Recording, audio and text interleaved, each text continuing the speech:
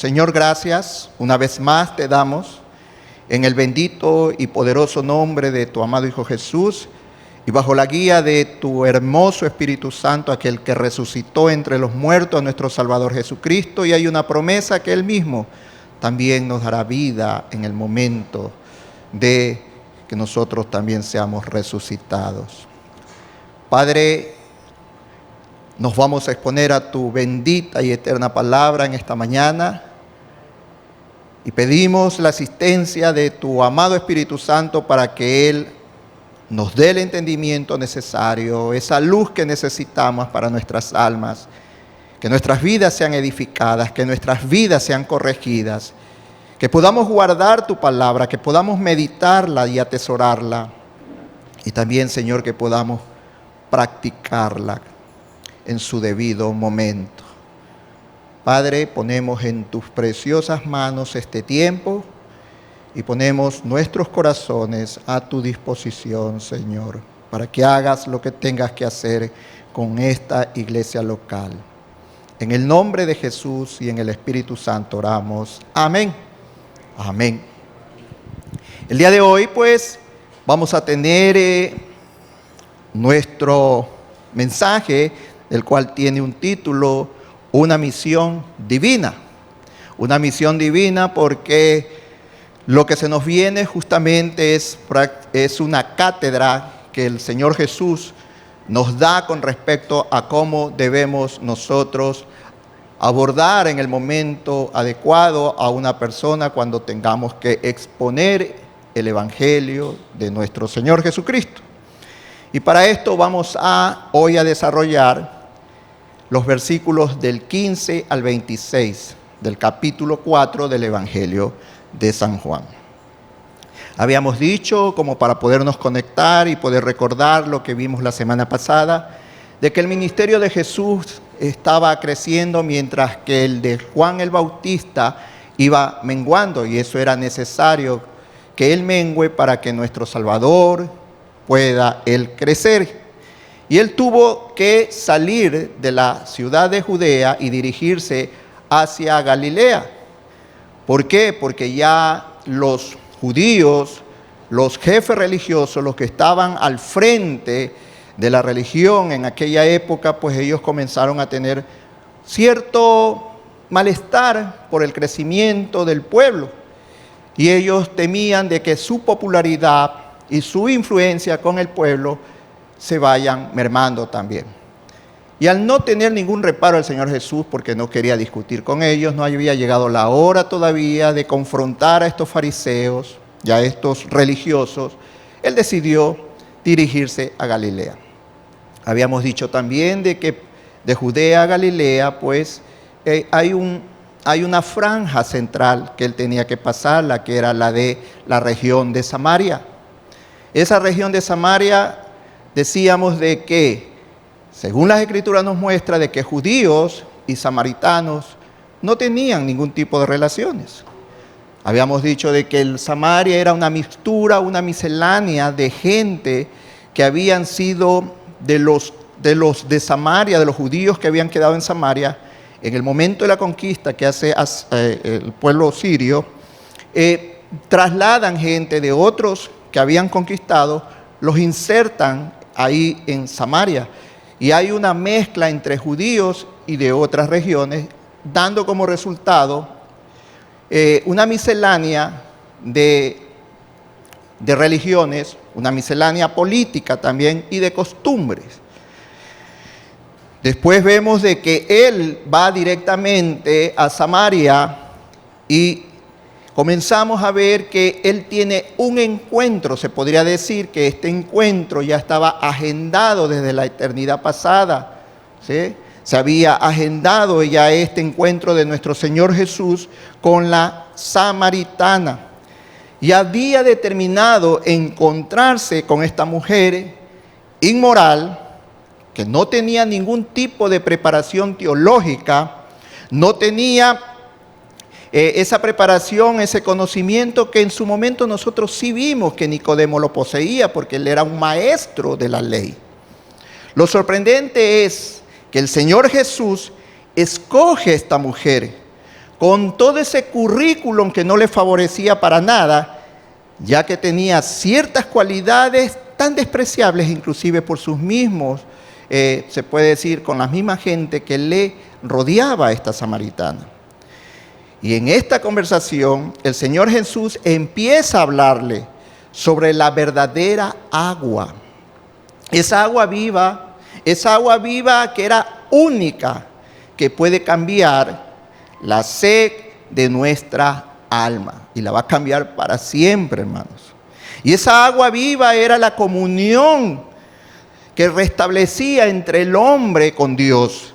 Esa agua viva era a través de la fe de ese Salvador, de ese judío que estaba sentado a la vera de ese pozo y que le estaba hablando, le estaba exponiendo el Evangelio. Y es que Jesús es un caudal de bendiciones, hermanos, que solamente Él posee en su ser.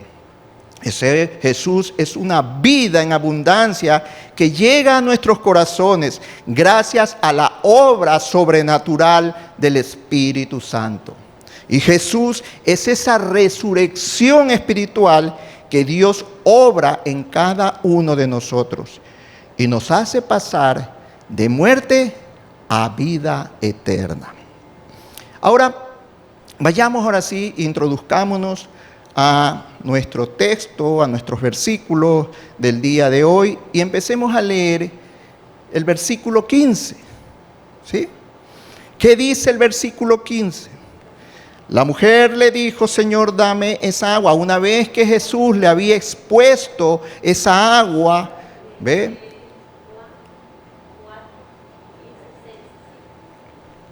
La mujer samaritana, después de que el Señor le ofrece de esa agua que fluiría como una fuente, esa agua viva que le daría vida eterna, esta mujer responde diciendo lo siguiente: Señor, dame esa agua para que no tenga yo sed, ni venga aquí a sacarla.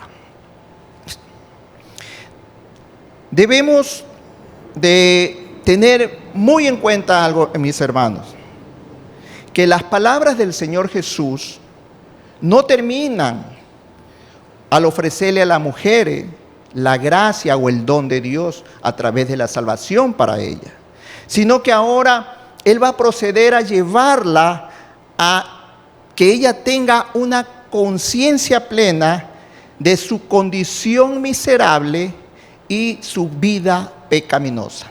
Así que empecemos a desarrollar el versículo 15 cuando le dice: Señor, dame esa agua para que no tenga yo sed ni venga aquí a sacarla. Bueno, después de que el Señor le ha expuesto lo que hemos visto ya en los versículos anteriores, por fin, como que las palabras del Señor Jesús habían logrado de alguna forma captar una curiosidad de la mujer, que en ese momento llega a pedir que le dé esta nueva clase de agua. Sin embargo, parece que ella no había escuchado las últimas palabras de Jesús: una fuente de agua que salte para vida eterna. Ella no dejaba de pensar en el agua física, hermanos. ¿Cómo sabemos que no dejaba de pensar en el agua física? Porque justamente ella lo que quería es obtener esa agua. ¿Para qué? Para no tener el trabajo de venir a sacarla todos los días. Ella pensaba en su propia comodidad, al no tener que ir hasta el pozo, pues claramente.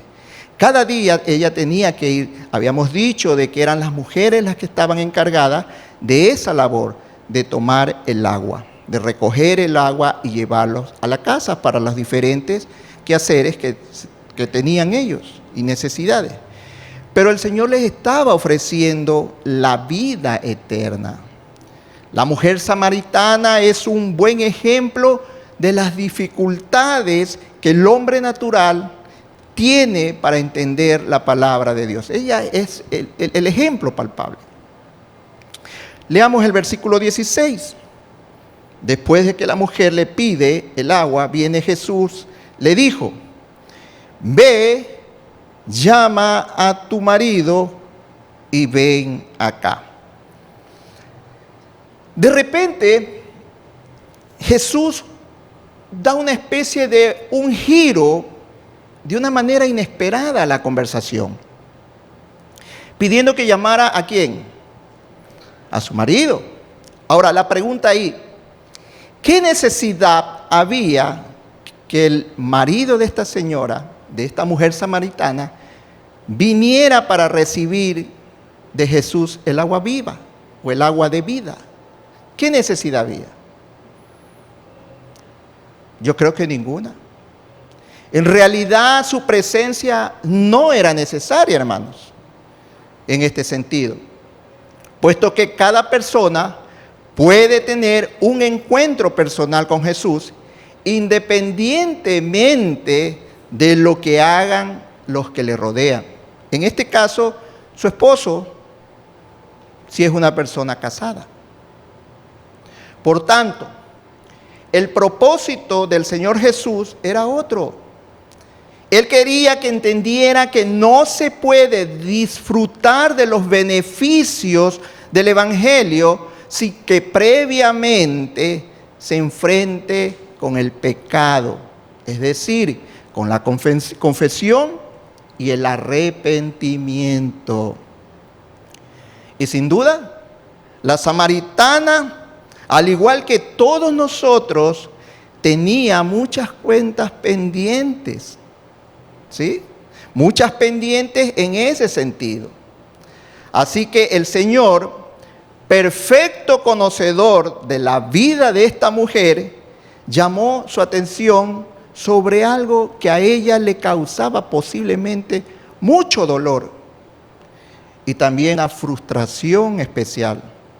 Esta mujer había sufrido muchas veces fracasos matrimoniales y ahora estaba viviendo una vida de inmoralidad sexual, producto de sus fracasos matrimoniales. Evidentemente, toda la vida de esta mujer era como un libro abierto para nuestro Señor Jesús. La samaritana estaba descubriendo que no había nada que podía ocultarle a Él. Recordemos que habíamos visto de que el Señor no necesitaba el testimonio de los hombres. ¿Por qué? Porque Él los conocía. A pesar de que ellos decían de que habían creído en Jesús, Él sabía que no era cierto. Bueno, lo mismo estaba ocurriendo con esta samaritana. Ella no podía ocultarle su pecado. Y el Señor usó este conocimiento, esta omnisciencia que solamente Dios posee, para arrojar luz sobre los repliegues de su conciencia, con el fin de mostrarle cuán grande era su necesidad. Esa necesidad que ella tenía de purificarse y de ser perdonada. Ahora, en el versículo 17, responde la mujer diciéndole: no tengo marido. Jesús le dijo: bien has dicho, no tengo marido. La mujer respondió de una forma hasta ciertamente brusca. Quizás esta mujer pensó que al dar una respuesta tan sencilla como decir no tengo marido, ya el Señor la iba a dejar en paz. Ya la conversación iba a pasar a otro plano. Esa palabra tan cortita, no tengo marido, parece que como que si ella se estaba poniendo hasta cierto punto en guardia, levantando las manos. Y es que esta mujer tenía mucho miedo de ser desenmascarada y expuesta a la luz. Pero, ¿por qué le molestaba el tema a ella? No tener marido, hermano, es ningún pecado. Podía ella estar soltera o incluso ser viuda. Y no por eso debería de sentirse acusada por el Señor Jesús. Pero tanto ella como el Señor sabían que su respuesta era solamente una verdad a medias. Así que ante la sorpresa de la mujer, Jesús le dijo en el versículo 18, porque 5 maridos has tenido y el que ahora tiene no es tu marido. Esto has dicho con verdad. 5 maridos has tenido. Y ahora el que tienes no es tu marido. Esto has dicho con verdad. El Señor Jesús fue directo al asunto. En ningún momento Él quiso alivianarlo. En ningún momento Él quiso adornarlo, hermanos. Sino que llamó las cosas por su nombre. Y con ello puso al descubierto la lacra de su vida moral. Por supuesto, esto tuvo que ser muy dolorosa para ella. Pero solo cuando la persona empieza a sentir su culpabilidad y fracaso es cuando Dios puede hacer algo por el bien de su alma. Solo quien se reconoce, hermano, que está enfermo, va al médico. Y eso lo podemos ver en Lucas capítulo 5, 31 al 32, pero permítame leerles un comentario de J.C. Ryle con respecto a lo que acabamos de relatar. Dice Ryle con respecto a esto: llevar a las personas irreflexibles a este estado mental debería ser el principal objetivo de todos los maestros y ministros del Evangelio. Deberían emular cuidadosamente el ejemplo de su maestro en este pasaje, hasta que se haya llevado a los hombres y a las mujeres a sentir su pecaminosidad y su necesidad. No se hace nunca un verdadero bien a sus almas. Hasta que un pecador no vea a sí mismo, no se ve a sí mismo como Dios le ve, seguirá despreocupado, portándose frívola, imperturbablemente.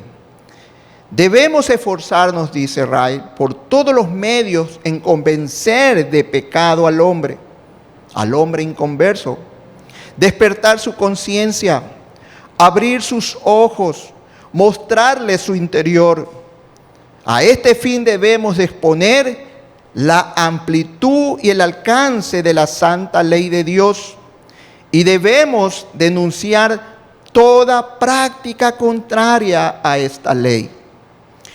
Independientemente de lo habitual y usual que sea, esta es la única forma de hacer el bien a un alma que jamás valora la medicina del Evangelio. Y es hasta que sienta su enfermedad puede llegar a valorarla. Un hombre jamás ve la belleza alguna en Cristo como Salvador, sino hasta que descubre que él mismo es un pecador perdido. El desconocimiento del pecado va invariablemente acompañado por la desatención de Cristo. Culmina diciendo Ray. Ahora, y como podemos ver, la mujer samaritana estaba realmente muy enferma y necesitada. Por un lado, había tenido 5 maridos, es decir, ella había tenido la misma cantidad de matrimonios, seguramente en rápida sucesión, mostrando así que ella venía fracasando, mostrando así su tragedia en cada uno de sus matrimonios. Y finalmente, como que esta mujer se cansa de seguir casándose, deja a un lado la formalidad del matrimonio y la mujer estaba viviendo con un hombre con el que no se había casado aún. Y aunque ella quisiera justificarlo, algo que no parece que ella hiciera, estaba viviendo en pecado. Ella estaba viviendo en pecado, como normalmente solemos ver en la actualidad a muchas parejas. Todo esto es evidente, el descenso moral, que desde que hace mucho tiempo ella había estado experimentando. Y es probable que, además del dolor que tenía ella en sus continuos fracasos matrimoniales, tenía que añadir el rechazo también, pues, de los vecinos. Porque la gente veía, pues, hermano. La gente siempre está al acecho con sus miradas de las cosas que nosotros hacemos. ¿Sí?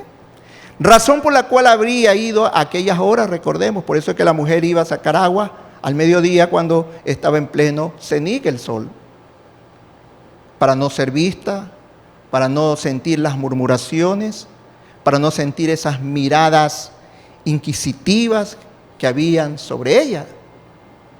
Habiendo llegado a este punto, es importante que nos demos cuenta de cómo valora el Señor ciertos comportamientos que han llegado a ser, en nuestros días, han llegado a ser tan normales. Por un lado están aquellos que acumulan, hermanos, divorcios y nuevos matrimonios. La idea de una unión para toda la vida parece ser que ha quedado obsoleta en la mente de la mayoría de las personas de nuestros días. ¿Sí? Los actores, por ejemplo.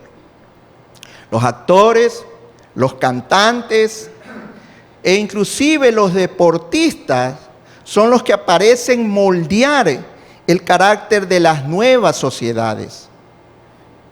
¿Y cuál de ellos, de todos los actores que conocemos, gente de la farándula, cuál de ellos no tiene 2 o 3 matrimonios a su espalda?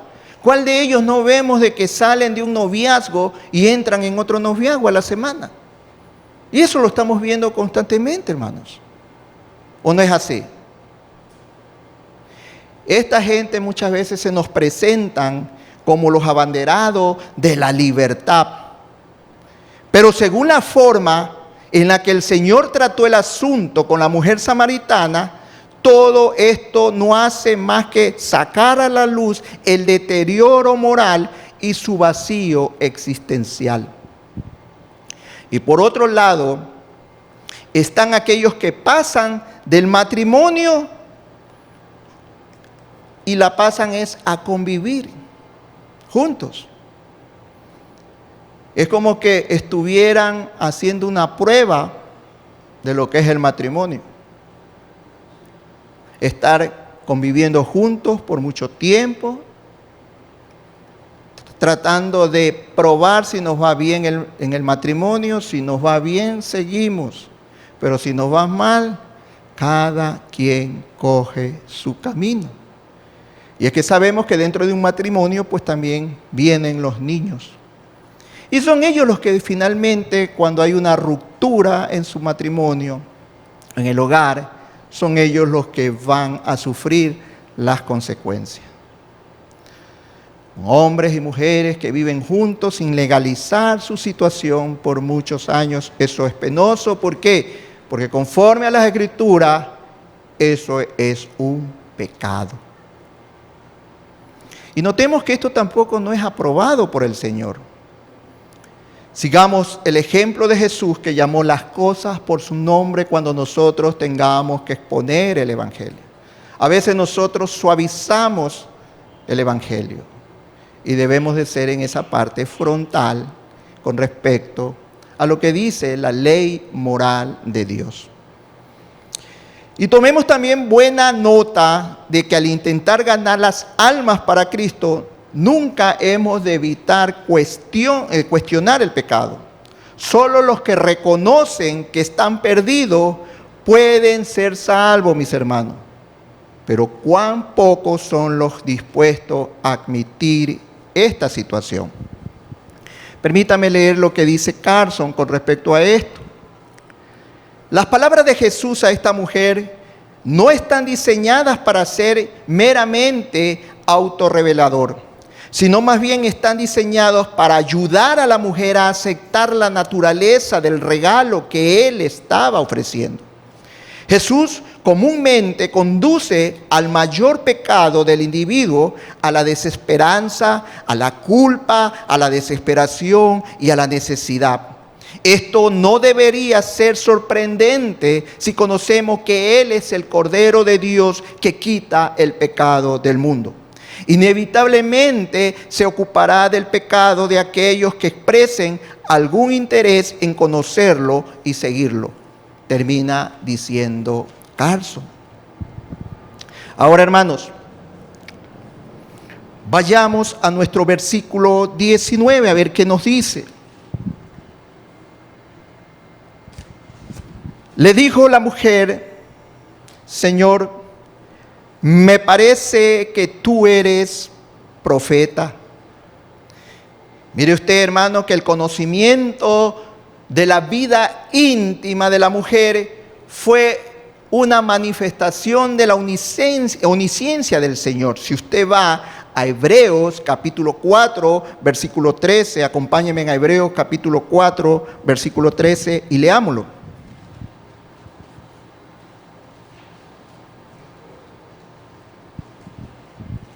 Y leamos desde el versículo 12, un versículo muy conocido que dice: porque la palabra de Dios es viva y eficaz y más cortante que toda espada de dos filos, y penetra hasta partir el alma y el espíritu, las coyunturas y los tuétanos, y discierne los pensamientos y las intenciones del corazón. Versículo 13 dice: y no hay cosa creada que no sea manifiesta en su presencia.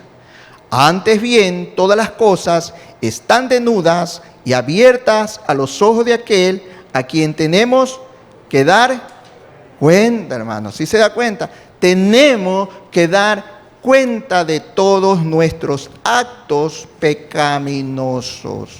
Y eso era lo que estaba pasando con esta mujer. La mujer no niega lo que Jesús había dicho sobre ella, sino que más bien no puede ocultar su sorpresa y admiración, llegando a reconocer la posibilidad de que Jesús fuera profeta. Y esto es muy significativo, porque ya hemos dicho que los samaritanos solo creían en el Pentateuco. Eso lo vimos la semana anterior. Es decir, los 5 primeros libros de la Biblia. Por lo tanto, ellos no esperaban un rey. Ellos lo que esperaban era un profeta. Así lo dice Deuteronomio capítulo 18, versículo 15. Acompáñenme allá.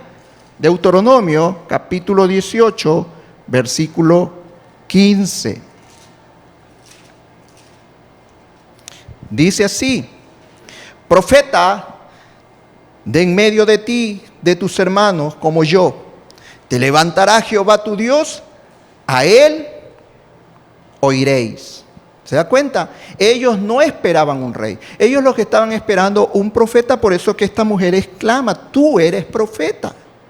Así que cuando dijo que le parecía que Jesús era un profeta, estaba diciendo que había empezado, ella como quien dice, ya a sospechar que él era alguien realmente muy importante. Ya ella ya se estaba bajando ya. ¿Sí? Ya no, la importante no era ella, que tenía, como quien dice, la sartén por el mango, porque él le pide agua y ella podía dárselo. Ahora él ya se dio cuenta de que él era más importante. Vayamos al versículo de nuestro capítulo, vayamos al versículo 20. Dice: nuestros padres adoraron en este monte, y vosotros decís que en Jerusalén es el lugar donde se deben adorar. Ahora bien, todos ofrecemos cierta resistencia cuando tenemos que reconocer nuestros pecados. ¿Es verdad o no? Claro que sí. Se nos hace difícil reconocer nuestros pecados, se nos hace un poco complicado admitir nuestros fracasos también.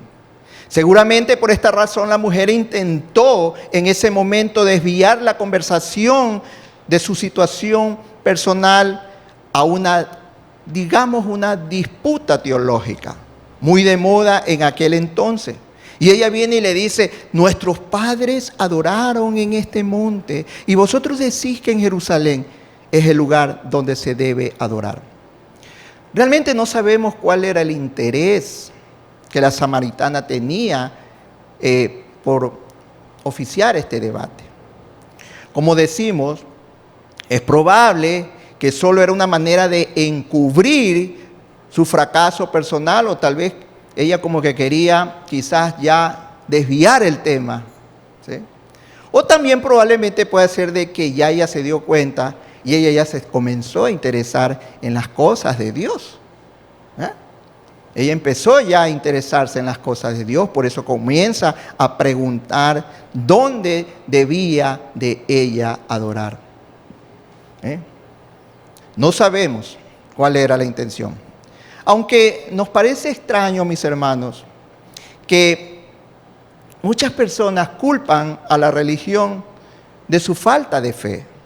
En ocasiones, creo yo que hemos escuchado todos nosotros, escuchar a la gente quejarse diciendo, yo creo en Dios, pero no en la religión.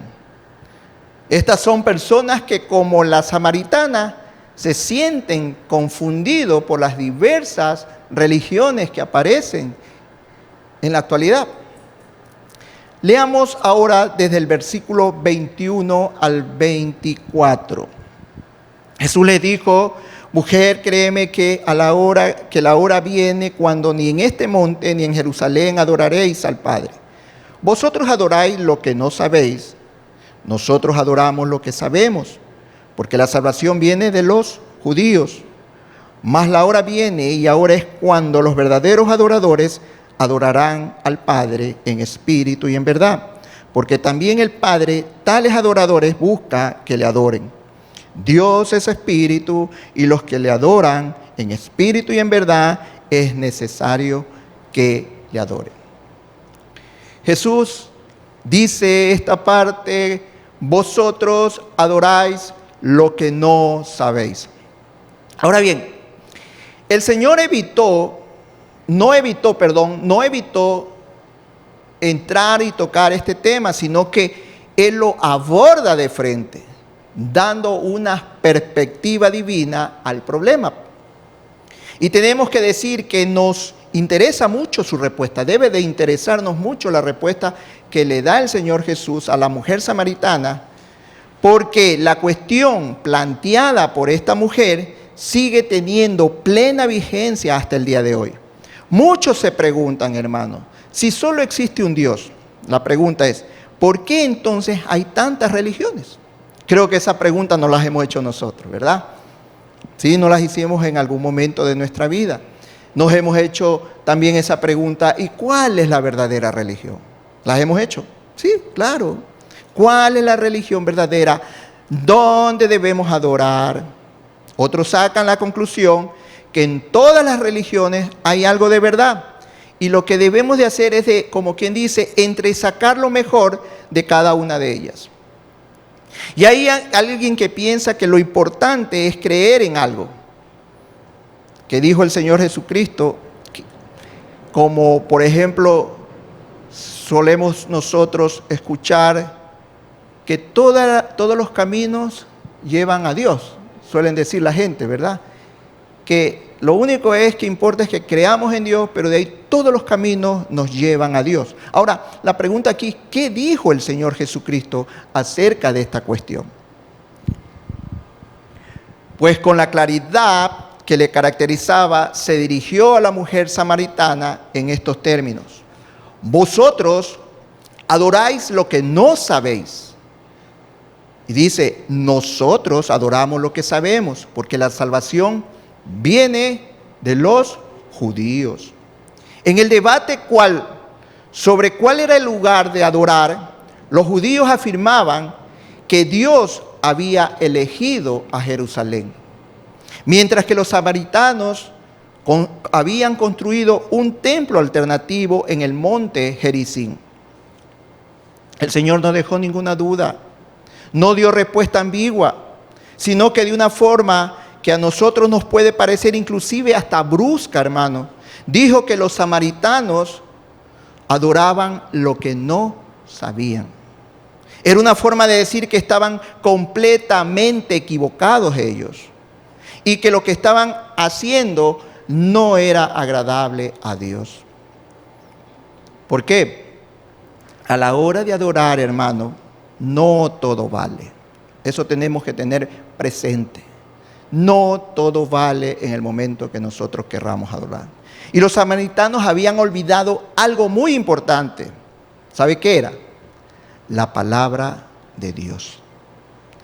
El Antiguo Testamento decía que los israelitas debían adorar en el lugar que Dios escogiere para poner su nombre.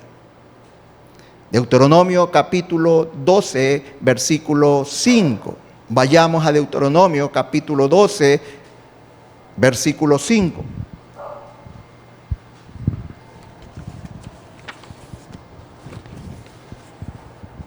Dice así: el lugar que Jehová vuestro Dios escogiere de entre todas vuestras tribus para poner allí su nombre para su habitación, ese buscaréis y allí iréis. Y en muchas otras partes de las Escrituras, Dios afirmó que era Jerusalén la ciudad elegida para este fin. Segunda de Crónicas, capítulo 6, versículo 6 dice: a Jerusalén he elegido para que en ella esté mi nombre. ¿Se da cuenta? A Jerusalén he elegido para que en ella esté mi nombre. Ahora bien, ¿cuál era la base del problema de los samaritanos, hermano? El problema era que ellos solamente aceptaban una parte de la revelación. En concreto, ellos aceptaban lo que había dicho Moisés en el Pentateuco. Por lo tanto, al rechazar el resto de la palabra, habían llegado a adorar lo que no sabían. En este sentido, a pesar de que habían tenido grandes ventajas sobre las otras naciones paganas, al final se encontraban tan lejos de la verdadera adoración como todos los idólatras atenienses. Inclusive recordemos cuando el apóstol Pablo va a Atenas y encontró adorando delante de un altar que tenía la siguiente inscripción: al Dios no conocido. Y eso lo vemos en Hechos capítulo 17, versículo 23. Ahora bien, llegamos a la conclusión que no es posible adorar adecuadamente a Dios si desconocemos su palabra. No es posible, hermano. A esto era que se refería Jesús cuando más adelante dijo que los verdaderos adoradores adorarán al Padre en verdad.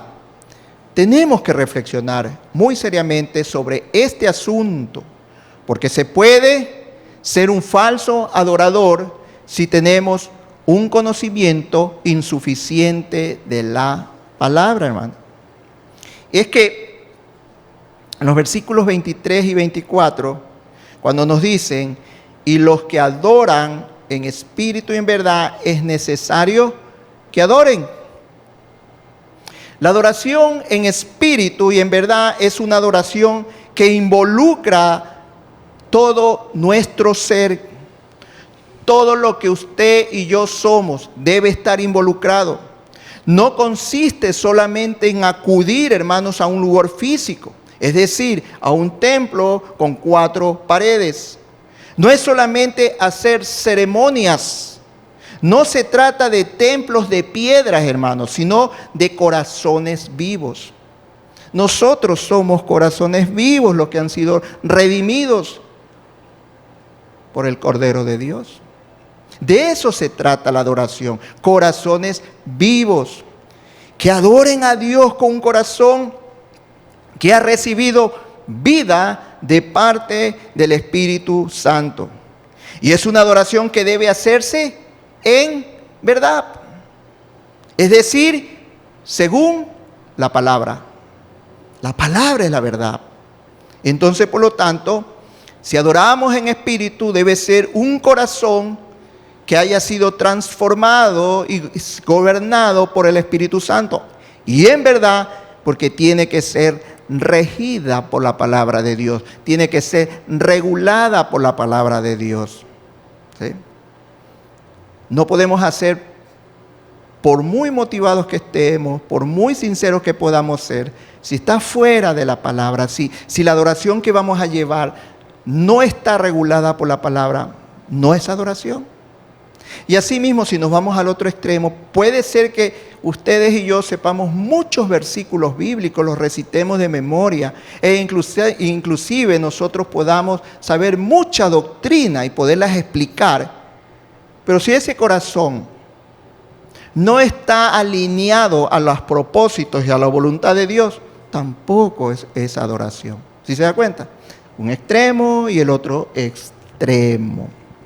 Ahora, en el versículo 22 habla porque la salvación viene de los judíos.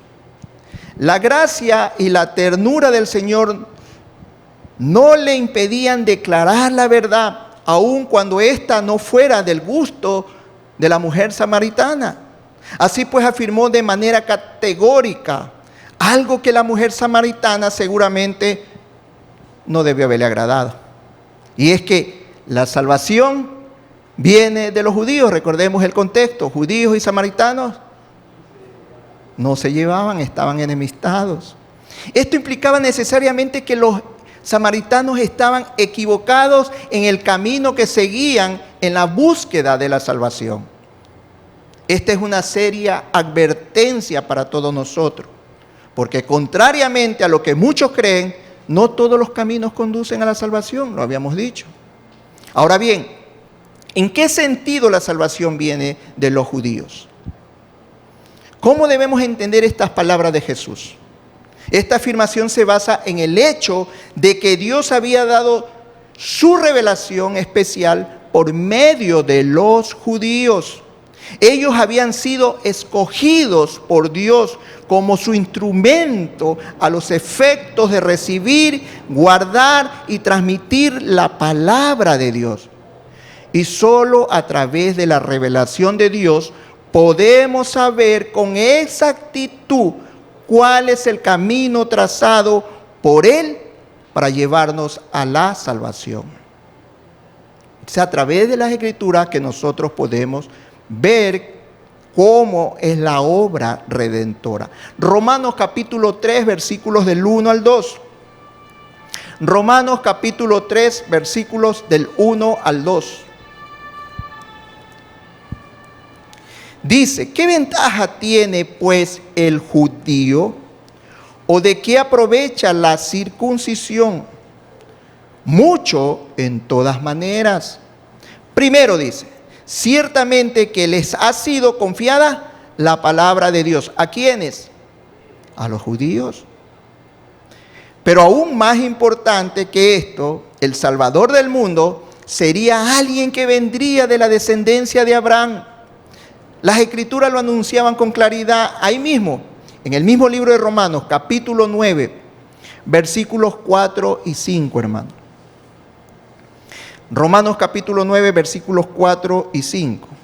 Dice, son israelitas, de los cuales son la adopción, la gloria, el pacto, la promulgación de la ley, el culto y las promesas, de quienes son los patriarcas y de los cuales, según la carne, vino Cristo, el cual es Dios sobre todas las cosas, bendito por los siglos. Amén. ¿Nos damos cuenta, hermano? Por lo tanto, los samaritanos estaban equivocados cuando esperaban que la salvación viniera a través de su pueblo. El Salvador del mundo era un judío Y era el que estaba tratando, el que estaba conversando con esta mujer. Él era el Salvador. Ese joven judío que estaba hablando con ella. Ahora bien, nos podemos imaginar tal vez la resistencia que tuvo esta mujer de reconocer como Salvador a un judío. ¿No cree que ella tuvo mucha resistencia? Sin duda, el odio que se profesaban entre ambos pueblos sería un grave obstáculo para ello. Y algo parecido ocurre en la actualidad a millones de árabes que no pueden aceptar que la salvación eterna de Dios viene de los judíos. Y estamos viendo las guerras. Versículos 25 y 26. Le dijo la mujer, sé que ha de venir el Mesías llamado el Cristo. Cuando Él venga, nos declarará todas las cosas. Jesús le dijo, yo soy el que habla contigo.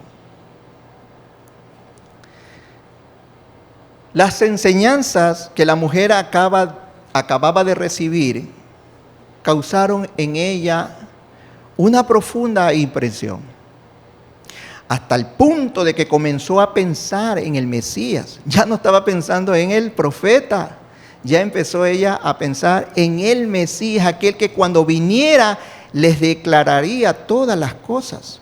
Y muy probablemente algo dentro de ella misma le estaba diciendo de que de hecho, que aquel judío joven que se había acercado a ella para pedirle un poco de agua junto al pozo de Jacob, podía ser el Mesías. Ya comenzó como que ella a sospechar que él podía ser el Mesías que estaban esperando.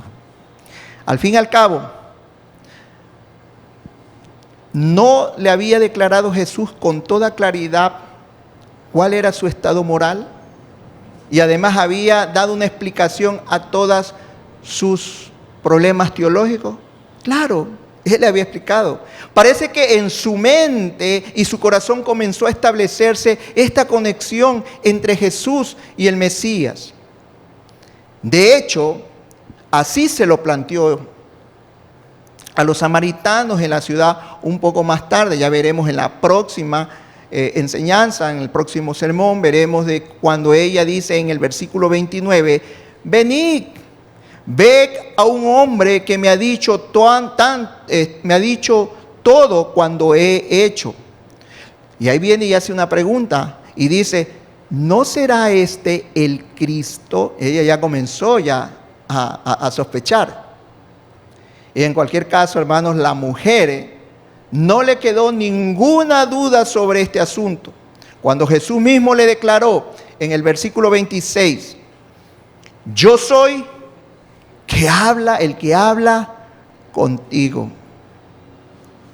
Debemos de detenernos un momento en este punto, porque esta es la única ocasión en que nuestro Señor Jesucristo hizo una manifestación tan clara de su naturaleza y su misión mesiánica. Y nos sorprende que eligiera para ello a una mujer samaritana. Pero esto es lo que dijo Jesús. Vayamos a Mateo capítulo 11, versículos 25 al 26. Mateo capítulo 11, versículos 25 al 26. En aquel tiempo, respondiendo Jesús dijo, te alabo, Padre, Señor del cielo y de la tierra, porque escondiste estas cosas de los sabios y de los entendidos y las revelaste a los niños. Sí, Padre, porque así te agradó. Miren ustedes, hermanos,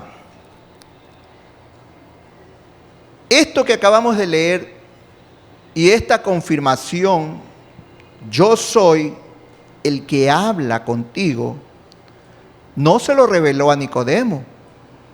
¿Se da cuenta?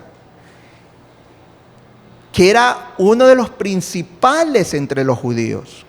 Recordemos que Nicodemo era un maestro de la ley, pero a él no se lo reveló. Tampoco se lo hizo a los eruditos, tampoco se lo reveló a los escribas, ni a los estrictos fariseos. Y se dan cuenta a quién se le revela. Fue a una mujer de Samaria. Por otro lado, también es importante considerar la forma exacta de esta declaración. Jesús dijo, yo soy. Por supuesto, gramaticalmente queda sobreentendido lo que él quería decir. Es decir, yo soy el Mesías. Pero ningún conocedor del Pentateuco podría dejar de asociar estas palabras de Cristo con aquellas con las que Dios se presentó a Moisés en la zarza ardiendo. En Éxodo capítulo 3, versículos 13-14. De hecho, esta es la primera aparición de la expresión yo soy, que Jesús usa muchas veces en el Evangelio de Juan para revelar su verdadera naturaleza. Y esto lo vamos a ir viendo más adelante. Y hasta aquí la enseñanza del día de hoy, el sermón del día de hoy. Oremos, hermano. Señor, gracias. Una vez más te damos por recordarnos a través de esta mujer despreciada por sus ciudadanos, pero sin embargo tú tuviste la misericordia, la gracia de entablar una conversación con ella y poder darle ese don tuyo como la salvación. Eso hiciste con nosotros también. Y gracias por aquello, Señor, que a pesar de nuestra vida pasada, no tan agradable, tuviste esa compasión y esa misericordia y nos escogiste a sí mismo. Desde antes de la fundación del mundo nos elegiste para traernos a salvación. Gracias por recordarnos todo esto, Señor, a través de este ejemplo palpable que nosotros también nos podríamos ver como esta mujer. Señor, te agradecemos en el nombre de Jesús y en el nombre de tu Espíritu Santo. Amén.